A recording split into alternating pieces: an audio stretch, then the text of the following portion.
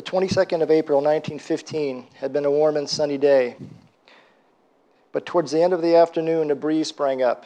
It came from the north, from behind the German lines, blew across no man's land, and gently fanned the faces of the Allied soldiers in position around the village of Langenmark, near Ypres. They were new to the trenches, French reservists and Algerians from France's North African colony. To them, fresh wind must have seemed like a good omen. For a few seconds later, as if on cue, the German guns, which had been bombarding them all day, suddenly stopped firing. An abrupt silence descended over the front. A few hundred yards away, 4 divisions of the 23rd and 26th German Army Corps crouched in their trenches. They had waited there since dawn, unable to move for fear of giving away their presence. Now, just as it begun to seem too late, the moment had come. The wind had changed. An attack. At 5 o'clock, 3 red rockets streaked into the sky, signaling the start of a deafening artillery barrage. High explosive shells pounded the deserted town of Ypres and the villages around it. At the same time, the troops sheltering near Langenmark saw 2 greenish-yellow clouds rise from the enemy lines, catch the wind, and billow forwards, gradually merging to form a single bank of blue-white mist. Out of place in special emplacements protected by sandbags and concrete, German pioneers were opening the valves of 6,000 cylinders spread out along a 4-mile front. The cylinders contained liquid chlorine. The instant the pressure was released and it came into contact with the air, it vaporized and hissed out to form a dense cloud. At 30 parts per million, chlorine gas produces a rasping cough. At concentrations of 1 parts per thousand, it is fatal. The breeze stirred again, and 160 tons of it, 5 feet high and hugging the ground, began to roll towards the Allied trenches. Chemical warfare had begun. The wave broke over the first line within minutes, enveloping tens of thousands of troops in an acrid green cloud so thick they could no longer see their neighbors in the trench. Seconds later, they were clutching at the air and at their throats, fighting for breath. At this concentration, chlorine does not suffocate, it poisons, stripping the lining of the bronchial tubes and lungs. The inflammation produces a massive amount of fluid that blocks the windpipe, froths from the mouth, and fills the lungs. In an attempt to escape the effects, some men buried their mouths and nostrils in the earth. Others panicked and ran. But any exertion or effort to outdistance the cloud only resulted in deeper breaths and more acute poisoning. As the tide of gas washed over the struggling men, their faces turned blue from the strain of trying to breathe. Some coughed so violently they ruptured their lungs. Each man, as the British casualty report was later to put it, was being drowned in their own exudation. Advancing cautiously behind the chlorine cloud came the German infantry, all wearing crude respirators made of moist gauze and cotton tied around their faces. They passed through an unprecedented scene of horror. The dead lay where they had fallen, arms outstretched, trying to escape the gas. Interspersed with corpses, the wounded and the dying sprawled, gasping and choking at their agonized lungs, coughed up, mouthful after mouthful of yellow fluid. Any metal object the chlorine had come in contact with was tarnished. Buttons, watches, coins, all turned dull green.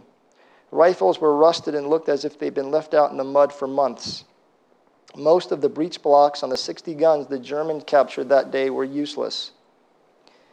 Any of the French still capable of movement fled. The British suddenly found the roads and bridges of their sector clogged with retreating soldiers, many of whom could only point at their throats in explanation. By 6 o'clock, as far back as 10 miles, the chlorine cloud was still making men cough. By 7 o'clock, the few French guns which had been left in action were ominously silent. The first large gas gall attack had taken the Allied commanders so completely by surprise that it was not until the early hours of the morning that they began to appreciate the scale of the disaster that had overtaken them. The Germans had tore a 4-mile-wide hole in the western front, smashing in an afternoon defenses which had held for months. The German commander was as startled as his opponents by the overwhelming effect of chemical warfare. He had seen gas merely as an experimental aid to his attack and had insufficient reserves to exploit his advantage. But for that, he might have been able to drive through the Allied line to the Channel ports. The gas attack would have won the war for the Germans.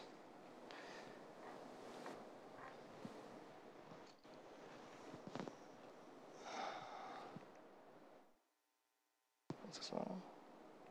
Oh. Mike, where are we pointing?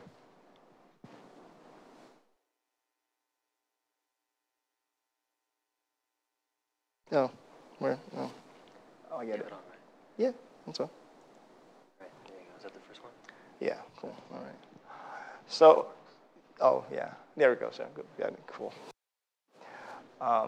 Gas warfare was used on these three fronts in the war: the Western Front, the Eastern Front, and the Italian Front.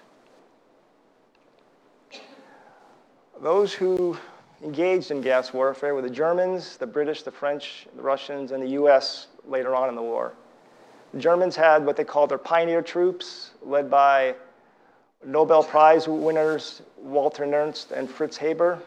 Fritz Haber, we talk about his great contributions to chemistry in our chemistry classes, but he's not brought up in the context of the horrors he brought to World War I with regard to gas warfare.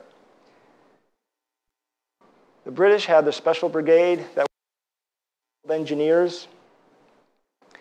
The French had something called the Z Company, and the Russians, the Commission for the Production of Asphyxiating Gases. And when the US got into the war, the Army created chemical warfare services. The types of gases used in the war were generally classified by their physiological action. There was the lacrimator type. This was an eye irritant. This produced temporary blindness. It primarily harassed the troops. It didn't cause any death. But it harassed the troops enough to affect the accuracy and the operation of the artillery. An example of a lacrimator is benzyl bromide. And so here we have a chemical structure of benzyl bromide. So let's get into a little bit of chemistry now that we're here. And I'm a chemistry instructor. So the, there's a little thing there. The benzyl part, what's that? That's the ring, that's the hexagon structure with the dashed lines. And the bromine part is the BR out there. Okay? You're going to get quizzed later on some of this, so pay attention. Now, I titled this slide gases with a quote, with quotes, because many of the substances used were not really gases at room temperature, meaning these conditions here. Like water's a liquid at this temperature. Wine's a liquid. And by the way, wine is mostly water, but besides the point. But these substances were either liquids or solids, and a handful of them were gases. So it might be a misnomer to call this gas warfare, but be that as it may. Benzyl bromide is a liquid at room temperature, and it boils at 394 degrees Fahrenheit. Right now, we're about 72, 73 degrees Fahrenheit. The other kind of gas was blood agents. These substances prevent the body from using oxygen. And an example is hydrogen cyanide. And this name maybe has more sense than the previous name. There's hydrogen, and there's a cyanide. You know what cyanide is. But hydrogen cyanide, I put liquid and gas. It doesn't exist simultaneously in those states, but its boiling point is at 78 degrees Fahrenheit. So depending on what you consider room temperature, ordinary conditions, it could either be a gas if you warm it up a little bit, or it could be a liquid if you cool it down. The sternuator types, these were another non-lethal type of gas substance. These produced extreme irritation to the nose, throat, and eyes and caused severe headaches and nausea. So the sternuators and the lacrimators were really meant to harm the the troops. They really weren't there to create any death or significant casualties. And these symptoms were short in duration. Diphenylchloroarsenine is an example. So there's that word phenyl again, right? Just like before, we saw this one here. Benzyl bromide. Oops, that was a benzyl group. See you? Thinking we talked about that already. Wrong class. Sorry. But anyway, the phenyl group, these hexagon structures could also be called phenols. So this is diphenyl.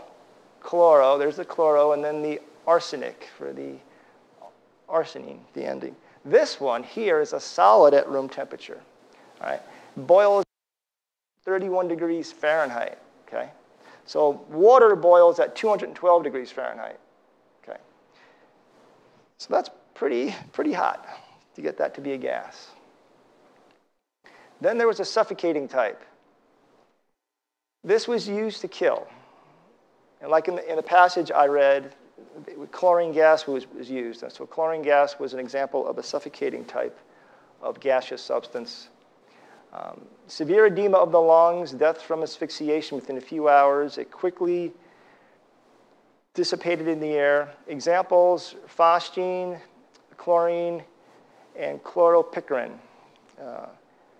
Phosgene is a gas at room temperature because its boiling point is 47 degrees Fahrenheit.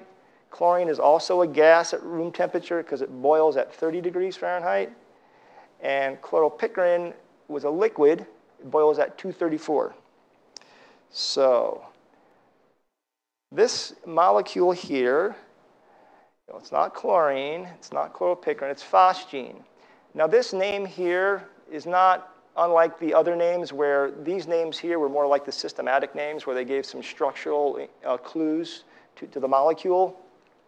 This is a common name, but it comes from two Greek words. The first part, phos, has to do with light, and the second part has to do with the gene, has to do with the creation from. So this molecule is created from light using chlorine gas and carbon monoxide. The other type was the vesicant type, and these substances created blisters on the skin and even inside the lungs. If soldiers were to breathe these kinds of substances in, it would swell up their lungs and cause blistering from the inside out. These substances appeared in the war. The Germans introduced the vesicant type and well-known mustard gas at one of the battles on Ypres in 1917. Historians argue that it was the most important gas or gaseous in the war. These substances penetrated clothing, it persisted on surfaces, it was really a nuisance. It was toxic in concentrations that cannot be detected by the sense of smell. Symptoms were not evident until hours later, and mustard gas is an example. And mustard gas is a liquid at room temperature, boils at 423 degrees Fahrenheit. Fritz Haber, the Germans, utilized mustard gas. He came up with the idea of using mustard gas because every other substance that he threw at the Allies had come up with a way of protecting themselves against. And so he used this molecule here. Now I say this molecule was very likely used, but they may have modified this slightly in their labs and also used modifications of it. But this one here, and I'm looking for my cheat sheet, dichloroethyl sulfide. So there's the sulfide, the sulfur, there's the dichloro, and then these little line segments here are the ethyl parts. Okay. Now, this is a list of gases used by the Germans. It's quite a bit. Yeah, holy smokes, that's a lot. Some of them did not render any effectiveness in the battlefield. In fact, probably most of them didn't. But why so many gases? Well, they didn't know what they were really doing with some of these substances. So quite often it was sort of research in the field, in the battlefield. Of course, they knew about their physical properties and their chemical properties and a little bit about the toxicological properties, but they really didn't know how all this would play out in the battlefield. Also, their resources were changing throughout the war. The war lasted a number of years, so resources were changing. Supply lines were cut, so that was another reason why they had to try some other substances. Now, none of these substances, except, I believe, one or two that the Americans came up with towards the end of the war, were actually produced for the war. So a lot of these chemicals already existed for years, if not centuries before the war. And many of these substances that were used were precursors to other materials that were manufactured in other plants. So it's not that they had to come up from scratch to create these molecules. They already had them in their existing manufacturing plants. For example, the Germans had a lot of these chemicals they used in the dye industry. The primary substances, though, the primary gaseous substances were chlorine, which boils at 30 degrees Fahrenheit, gas, phosgene, which is a gas, diphosgene, which is a liquid, and chloropicrin, which is a liquid, and mustard gas. So now engage in our quiz. With this structure, okay, which name matches up with that structure? 1, 2, 3, or 4, or 5? And show of hands for number 1. Show of hands for number 2. Show of hands for number 3. Okay. Show of hands for number 4. Okay, show of hands for number 5. Okay, well, let's go back to that previous slide and see where that one came up. It wasn't that one. That was mustard gas. That was phosgene. Okay. Yeah, that was phosgene. Now, I could see why diphosgene, you might think maybe because there's 2 chlorines there. But we got a few more. All right, this one here. Number 1, number 2, number 3, number 4. Number 1, anybody? Got one for number 1? So we already got phosgene taken care of. What about diphosgene? You think it's number 3? What's that? You have 2 chloride atoms. Right. Where's the dichloride? It's not there. So apparently that's not the name of it. Yeah. So is it number 1? It's number 1. Chlorine gas, okay. We already got number 2. Diphosgene? No. Chloropicrin? Anybody? We got 1, 2. Mustard gas? No. It's chlorine gas. It's simply chlorine gas. Yep. This one here. So we've already used chlorine and phosgene. What we have left is diphosgene, chloropicrin, and mustard gas. Diphosgene. How many for diphosgene? Okay. All right. Chloropicrin. Anybody for chloropicrin? No? Mustard gas. It is diphosgene. And this one here, you have 2 left. So 4 or 5. I see a gentleman back there with his and 5. Yes, it's mustard gas. All right. And of course, this one has to be chloropicrin. Okay. So how are these gaseous substances or these substances deployed? Well, early in the war, the 2 sides came up with different methods for delivering these substances. And they were quite similar, and the primary means of delivering these substances was by artillery shell, which could arguably be against the Hague Convention. So there were hand grenades and cylinders. The cylinders were used early in the war along with the hand grenades, but the cylinders were used more often than the hand grenades. They were It was cheap. It was inexpensive. There were some trade-offs. The valves quite often leaked, and sometimes they would seize up because the gas would leak from the valve, and then it would freeze up the valve. And so if you wanted to turn off your cylinder, well, you couldn't do it. And if the valve leaked, and if the soldiers were in the trenches turning the valves on these cylinders, the whole trench would be flooded with gas. It was entirely wind dependent. The winds in Europe blew from west to east, and so it was an advantage for the Allies, but the Germans really didn't like using gas cylinders, although the passage that I read, that was their first successful use of gas warfare, and the winds were there in their direction, to their favor. But they soon realized that the winds were not to their advantage, so then they went to using primarily artillery shells. Now, we're very mobile. These things are very heavy. And plus, using cylinders, you were limited to substances that were gas. In other words, these things couldn't be liquids at room temperature or solids. They had to be gas because you were outside. And so there was liquid chlorine in these tanks, and they were quite heavy just from the tank itself and then the liquid substance inside of it. And here are two images to try to communicate how the gas cylinders were used. This figure on the right shows the gas cylinders were buried in the ground, protected by some sandbags, and then there was a parapet, and then there was a pipe from the tank up to the top. And to the left were German pioneer soldiers releasing gas. They're turning the valves on some gas tanks, and you could see the tubes going up above the sandbags.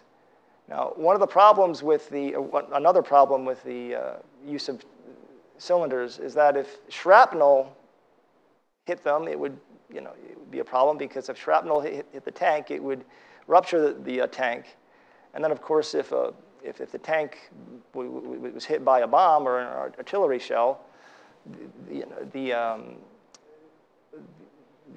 gas cloud would be spread among the troops local to the tank. The landmines were also, landmines were also used a bit. Mortar firing.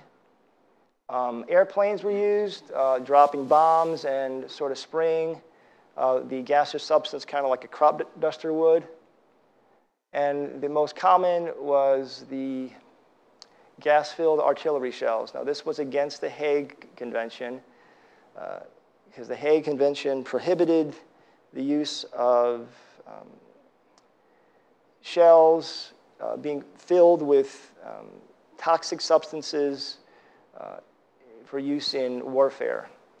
But the Germans thought that they got around that early on because they were filling their artillery shells initially with lacrimator gases. So they thought, oh, well, we're not violating the Hague Convention.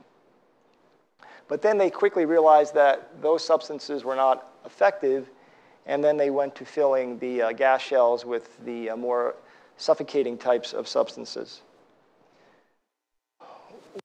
The advantages of the artillery shells, well, it created confusions for the victim, apparently. So if you were being bombarded with shells, you thought it was just TNT. But then you weren't expecting toxic substances to be released when the shell exploded. And so if you didn't have adequate protection, i.e. gas mask, you were affected by the gas. And so wearing gas masks was very uncomfortable. And so the soldiers really didn't wear gas masks unless they really had to. So if they were being bombarded, they weren't sure if they should put them on or not. Artillery shells, although they were made in the millions, they were costly in design and to manufacture. Unexploded ordnances were sometimes used to determine the contents of the shell and the color code scheme. So if we had an unexploded shell here, take it back to the lab, take it apart, and understand what substances were in there. Well, why is that? Well, that's important because match the substance to the color code scheme that was on the shell to determine what the enemy was firing. And also, you could use that knowledge to develop gas masks that will protect against that particular substance. Because of the western winds, the Germans preferred shells, as I mentioned earlier. Using artillery shells was quite easy for the French. The British were much more hesitant to use artillery shells, but as the war dragged on, they engaged in it also. Here are some pictures of something called a Livens projector. The Livens projectors was designed by a commander in the British Army, Colonel Livens, William Livens. What they were was they were about 4 feet cylinders, about 8 inches wide, and about these 30, 40-pound gas bombs, as they were called, were placed in them, and they were fired, and they had a range of about a mile. And here's a 4-inch Stokes mortar. First, they would use 3-inch Stokes mortars, but that really wasn't very effective. And mortars weren't as effective as the Livens projector or artillery shells as we see here. Here we see soldiers loading up an artillery shell with their protective suits and masks. Here is a table compiled by the American Army to sort of organize the different kinds of gas, or the different substances used in the war. They organized them by the French had their own numbering system, and the British and the Americans had their own way of describing and labeling their their shells. And of course, the Germans had their own way of labeling it. You can see some shells were simply filled with one kind of substance, and the other shells were filled with a variety of substances. This was because they wanted to take advantage of the physical properties of the substances. In other words, if they filled an artillery shell with, say, just chlorine, the chlorine would disperse too rapidly. And so they would fill it with, they would fill that shell with other substances to slow down the dispersion of the chlorine gas. And here's a rendering of some of the shells that the Germans used with their color code schemes. You can see the yellow cross was the mustard gas. And the primary defense against gas warfare was the mask. To paraphrase what a soldier wrote, gas mask was more important than a rifle. You can see the variety of masks used by the soldiers. And gas mask technology was, I don't even really think it really existed up until World War I. With the exception of the US and Britain, the Allies worked independently. The French were on their own, and the British were on their own, and the Russians were kind of on their own. The Russians contributed quite a bit to the chemistry of gas warfare, but they were really behind in gas protection. Okay. Besides a gas mask, protective suits were also developed along with something called sag paste. And sag paste and the protective suits came later on in the war when the vesicant type or the mustard gas substances were released and used. Here's a picture of some German medics attending to a German soldier. You can see here the crude gas masks that these soldiers were using. This was early in the war, probably after the British had released some chlorine gas from cylinders against the Germans. And what these masks were simply cotton soaked in a chemical that would neutralize the effect of the chlorine. Sometimes soldiers were so desperate if they didn't have gas masks or any protection against chlorine, they would urinate on a cloth and cover their mouth with a urinated cloth. And what was in the urine that was so special? It was the ammonia. The ammonia in the urine neutralized the effect of the chlorine gas. Here on the left, British machine gunners using an early mask. This was called a PH helmet. This was an extremely uncomfortable mask from what I was reading.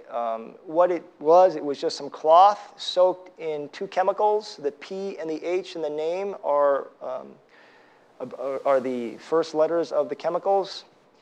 And they had lenses and, and it wasn't until later on they put a valve here, a release valve, because in the early designs of this mask, some soldiers, some soldiers would suffocate themselves because of the CO2 built up in the mask.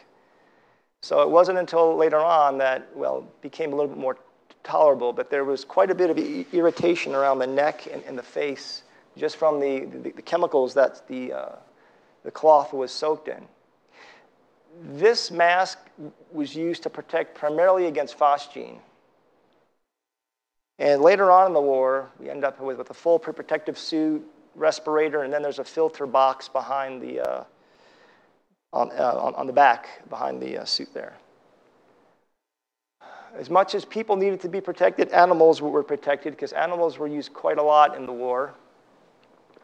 You could see horses in the respirator and dogs. This is a German soldier with a horse, and then we have a German soldier down here with two dogs. And this is an English or British design for a dog gas mask respirator. And they even had gas-proof boxes for the pigeons. The Germans tended to stay with this mask design, this respirator design, where they had a canister screwed on to the mask. They stuck with that throughout the war. Unlike the French and the British, and even the Americans once they got in, they continued the development and the advancement of their gas mask protection. And the French had the best gas mask. Towards the end of the war, they had developed the best gas mask protection. But as much as you had gas protection, primarily your gas mask, the protective wear of the gas mask could be cut by flying shrapnel. And the other problem was that, backtrack. Oh, that's next. Take it ahead. Loss of appetite was related to phosgene exposure. So a soldier would display particular acute symptoms when exposed to phosgene. And those symptoms would subside, and then the next set of symptoms would come about. And one of the next symptoms was loss of appetite. Well, many of the soldiers at the front line would lie about their exposure to phosgene because they would complain to the commanders that they had a loss of appetite, and they thought, oh, I could get away from the front line and go to the hospital. Well, to combat that problem, the commanders gave each soldier who complained about loss of appetite a phosgene-laced cigarette. So if the soldier smoked the phosgene-laced cigarette, the soldier would display those acute symptoms that occur before loss of appetite. So if that was the case, well, go back to the front line, pal.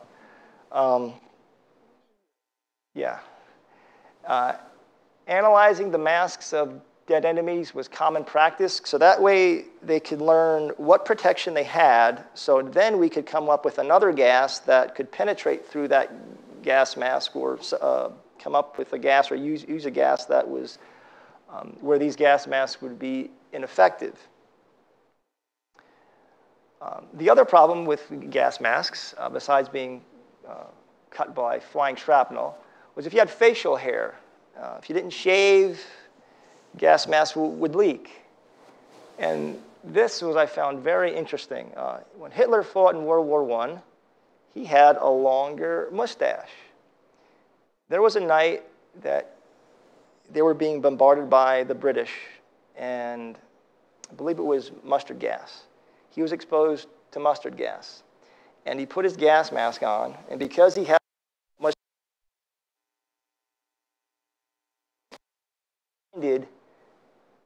by mustard gas. So then after that incident, he cut his mustache short. And that's the mustache we're more familiar with Hitler having.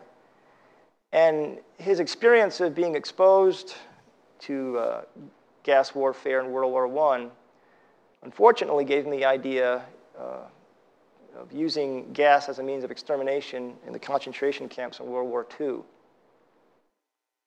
So this is a translation of what Hitler apparently wrote, and I've seen this in numerous places, so I believe it's true. During the night of October 13th and 14th, the British opened an attack with gas on the front south of Ypres. They used the yellow gas, whose effect was unknown to us, at least from a personal experience. I was destined to experience it that very night. On the hill of Warwick, the evening October 13th, we were subjected for several hours to a heavy bombardment with gas bombs, which continued throughout the night. About midnight, a number of us were put out of action, some forever. Towards the morning, I began to feel pain. It increased with every quarter of an hour. At about 7 o'clock, my eyes were scorching as I staggered back and delivered the last dispatch I was destined to carry in this war. A few hours later, my eyes were glowing like coals, and all was darkness around me.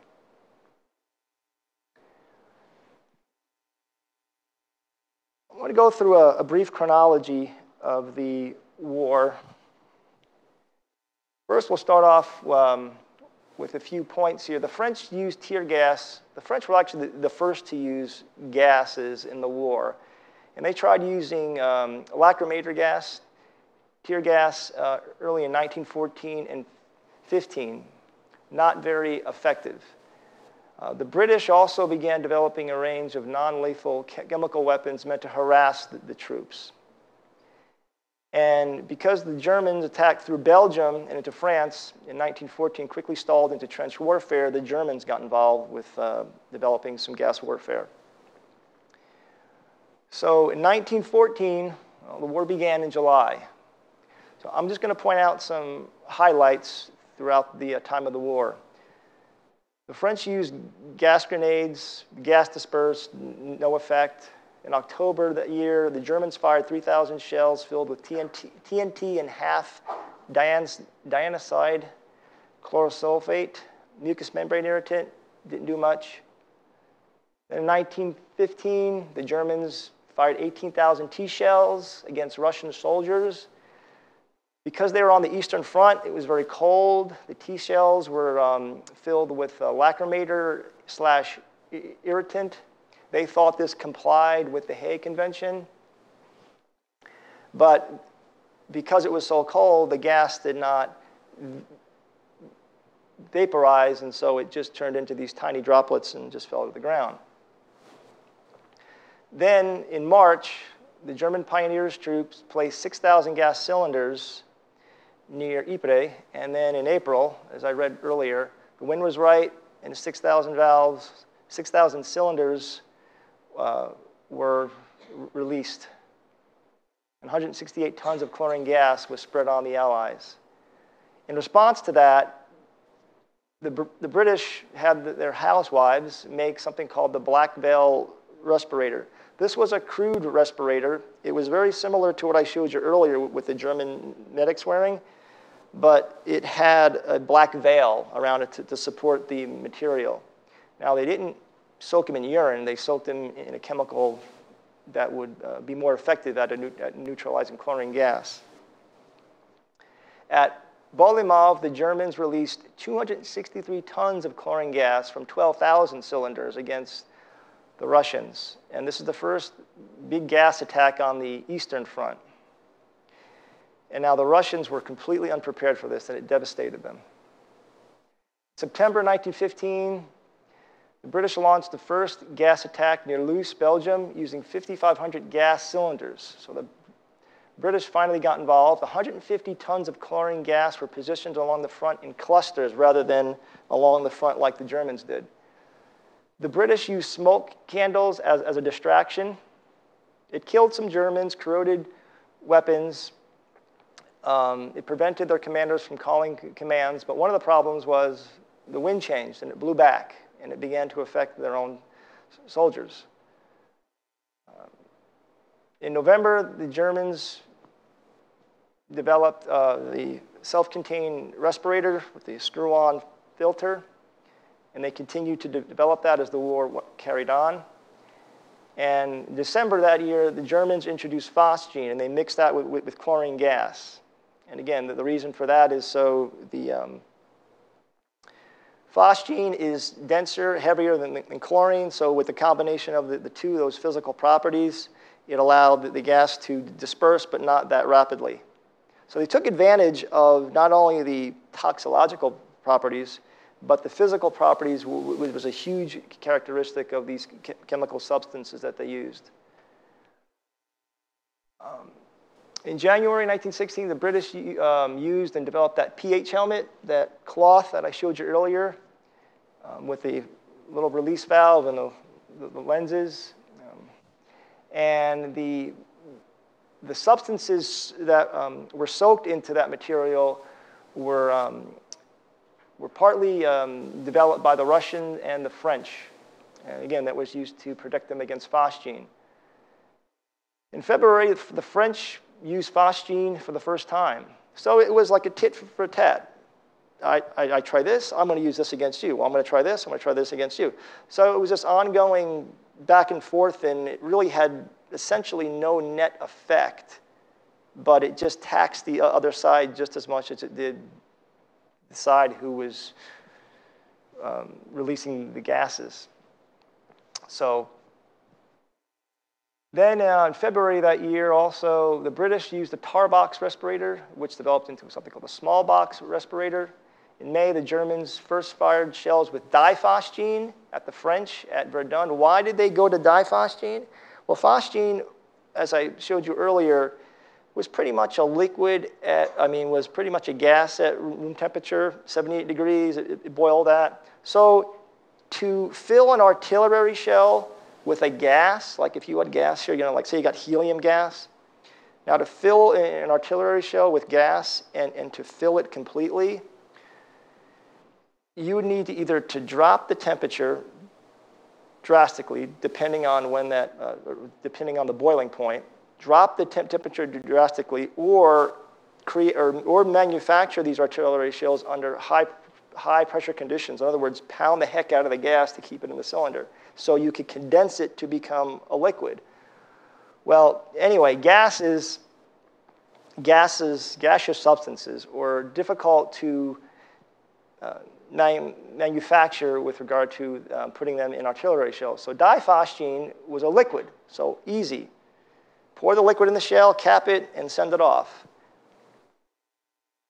So the Germans fired 100,000 plus shells of diphosgene plus over 1,000 shells of a lacrimator at Verdun. And then the Allies fired shells of a mixture containing phosgene and chlorine at the Germans at the Battle of Somme. And in July, the British used mortars, gas delivery by mortar. And then in August, the Russians introduced chloropicrin. Okay, not the Germans, not the British or the French, but the Russians. And then also in August, the Germans had their last gas cylinder attack near Ypres. So forget about the gas cylinders. Let's go straight to shells at this point. And the Germans also began to use chloropicrin. The Russians introduced it. The Germans answered back against them. And in 1917, the Germans introduced mustard gas. In January that year, the British and the French provided masks to the Russian troops because they were just suffering and they were devastated by gas warfare. April, the U.S. got into the war. The U.S. was clueless with regard to gas warfare protection, how to make an artillery shell filled with gas, everything. They were just clueless. But once they were threatened, they kicked into high gear. And so the U.S. had their resources work day and night, manufactured 20,000 plus respirators based on Britain's design, but the British Army rejected them.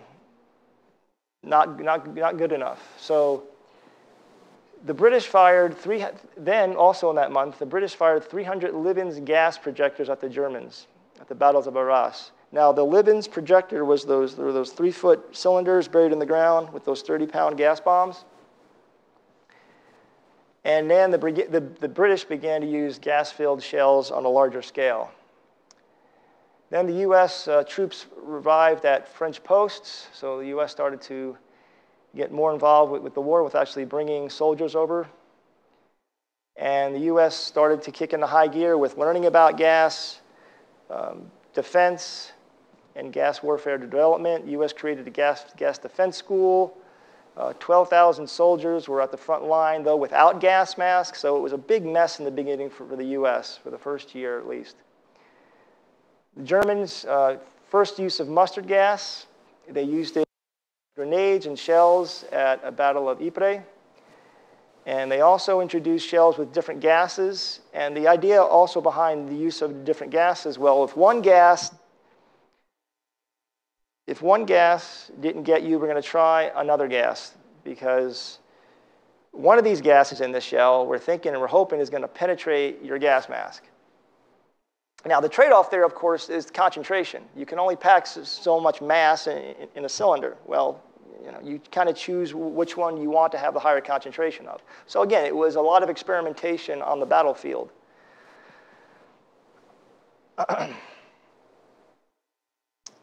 September 1917, the Germans fired more shells, variety at the Germans. Again, the Russians, unfortunately, didn't have adequate protection yet. And then the French introduced their famous Tissot mask, which was the most effective mask protection of the war. The British and the United States were collaborating a lot with regard to gas protection, gas warfare development. Then also in October, the Germans used phosgene chlorine gas mixture against the Italians at the Battle of Caporetto, the Italian front. And in December, the Germans got creative, and they filled artillery shells with phosgene and pumice. The pumice was used to keep the phosgene from flinging into the air, to keep the phosgene down lower to the ground. Because phosgene, as I mentioned before, is a liquid, primarily a liquid at room temperature. A gas. A gas at room temperature. So when the artillery shell exploded, you pretty much had gas everywhere. And so it quickly dispersed. Well, if you wanted it to get down to the troops were not jumping in the air. They were down in their trenches. Well, the pumice helped, they thought, let the gas settle down onto the troops in the trenches. Then the British fired more Livens projectiles, and the Germans got real nasty, and they put shrapnel in the artillery shells that contained the mustard gas. And the U.S. got their first exposure to mustard gas in March of 1918. At one point, the Germans had fired so many artillery shells that, remember, mustard gas is this oily liquid at room temperature. And there was so much of this stuff in this town that they bombarded that it was running in the streets, and it was everywhere. And so the Germans couldn't immediately enter the city because of that, but they learned something, that, oh, maybe we could use mustard gas not just as a means of affecting troops directly in the trenches, but maybe as a means of preventing the Allies from entering key territories that we wanted to capture and contain. So the U.S. started to formalize their gas war efforts, gas officers. In 1918, the French got involved with mustard gas for the first time. They coded their shells Ypres for when they got exposed to mustard gas for the first time in Ypres. And so they decided to code mustard gas Ypres. And so something the French did was they drained the mustard gas from unexploded shells. So they recycled mustard gas. Interesting. Maybe that was the first time anything was recycled. I don't know. But, and then finally, the U.S. began production, large-scale production on gases for the war. And this is June. The war is almost over. But the U.S. finally got up to speed here. And they had these degassing units. They were essentially water trucks with heaters. They would spray hot water on the trucks who were affected or who got in contact with mustard gas. And an easy way to clean yourself with mustard gas was simply with soap and bicarbonate. But again, all this gas warfare, and it may not have killed that many soldiers, but it just taxed the resources on both sides. So the U.S. required that all soldiers attain a training certificate before they leave for Europe. And then the U.S. finally established the Chemical Warfare Services. And then in September, the British finally used mustard gas. Well, the French did it, the Germans did it, now the British are doing it. And then in October, U.S. got more formalized with their gas war efforts. They assigned a gas medical officer to each division of the American Expeditionary Forces. Gas hospitals were created, formalized field training. Even though they had all this, there were still many soldiers suffering in the field. And this is an interesting piece of information, is that right towards the end of the war, a gentleman by the name of Lewis, he was a professor at a Catholic university, and he helped develop the American version of mustard gas. What the Germans had used their version of a sulfur mustard, this was the American version of a mustard gas. And it was apparently way worse, much more toxic, much more lethal than what the Germans had developed. Never got to use it, but the plan was to fire it in artillery shells, but also fly it over German cities and release it as a spray, as if you were crop dusting a field. Unfortunately, that never, or if I should say fortunately, that did not occur. And then, of course, on the 11th hour of the 11th day, the 11th month, an armistice was reached. So what are the consequences? Am I out of time? Keep going? Okay, I don't know. You guys want to go home and eat? I don't know. But what are the consequences of all this gas warfare? Well, mustard gas was everywhere. I mean, this stuff persisted for a long time. It was on military equipment, it was on clothing. It was in water. It contaminated water supplies. It was in trenches, roadways. It was everywhere. One of the things about mustard gas is that as much as it boiled at 234 degrees, it still vaporized a bit if it got a little warm. And so if, let's say, in the wintertime, if a soldier was exposed to mustard gas, it had it on, say if a soldier had been sprayed with mustard gas somehow, had it on their clothing. They were outside in the cold trenches. Not a problem. Not a problem in the sense to the others. A problem for himself, of course. But as soon as the soldier went inside to a dugout, because as the war went on, dugouts were created and compartments were created within the trench system. So they were like underground dugouts and compartments. And so the soldiers went in there to get food and rest and stay warm. So anyway, you go in a warm dugout, close the door, it's warm, and you have mustard gas on your clothes, and all of a sudden it started to vaporize. And that began to affect the troops and the supplies in the dugout. And so they were like, get out of here, get out of here. So the soldier had to go outside, either stay out there, get him a change of clothes or something. So it was very, very problematic. And that's why I think historians think that mustard gas was the most effective gas of the war. The health effects, not only on mustard gas, but just think about the folks who were producing the artillery shells, filling cylinders, manufacturing these chemicals at a high rate. And the safety protocol back then was probably, nil. And so there was not only the effect on the troops, but the folks who produced the chemicals and the shells, and also the the effect on the environment, and the plants and the animals, of course.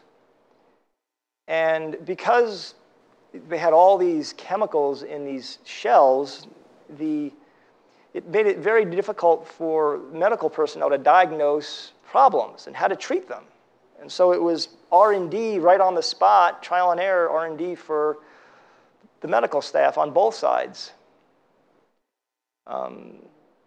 Fritz Haber on the German side, brilliant chemist, Nobel Prize award-winning chemist. He continued his work on gas weapons, disguising it as pest control work.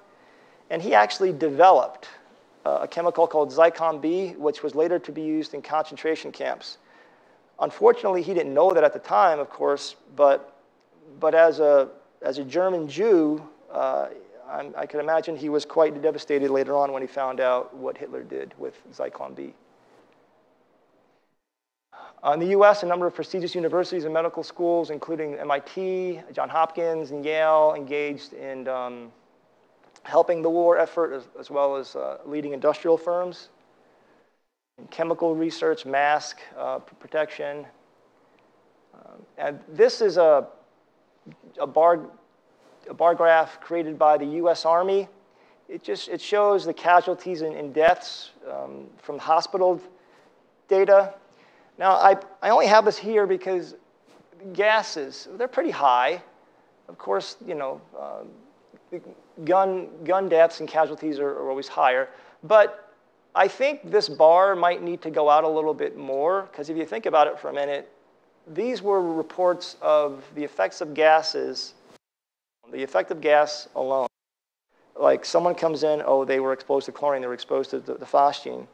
But who knows how the symptoms of being affected by a gas played out in the battlefield, how much it hindered a soldier from firing a gun, how much it hindered a soldier from hiding in a trench or even seeing where they were going, which could bring about death in an indirect way. And of course, there was also humor. A little mistletoe at Christmas time. For what purpose? Well, what's war for? As Jason was discussing earlier, well, for what purpose do we have these gases? To harass the troops, to injure, to incapacitate, to tax the resources? All the above. Testimonials. I watched figures running wildly in confusion over the fields. Greenish-gray clouds swept down upon them, turning yellow as they traveled over the country, blasting everything they touched and shriveling up the vegetation. Then they staggered into our midst of the French soldiers, blinded, coughing, chest-heaving faces of ugly purple, lips speechless with agony.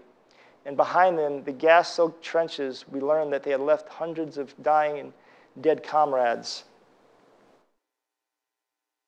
With men trained to believe that a light sniff of gas might mean death, and with nerves highly strung by being shelled for long periods, and with the presence of not a few who really had been gassed, it is no wonder that the gas alarm went beyond all bounds. Gas horns would be honked, empty brass shell casings beaten, rifles emptied, and the mad cry would be taken up.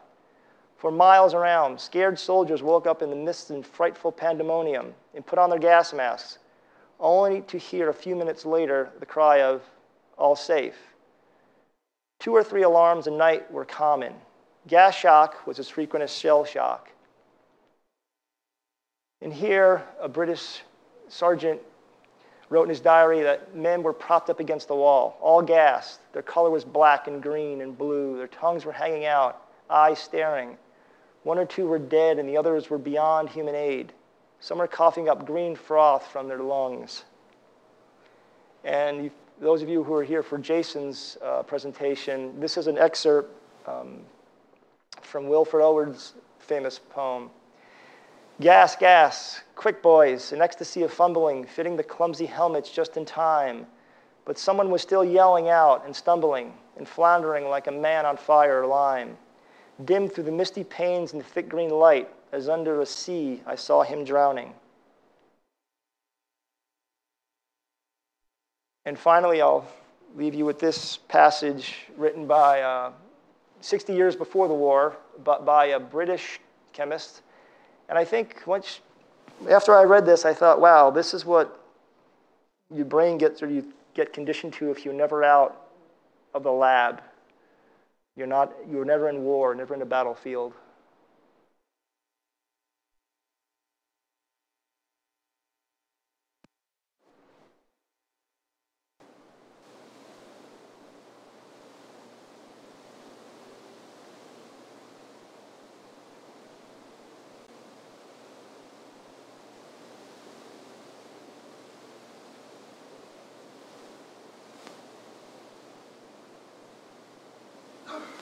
Sure, chemistry has, and biology, of course, has been used to lessen the suffering of combatants, but war is war. Thank you.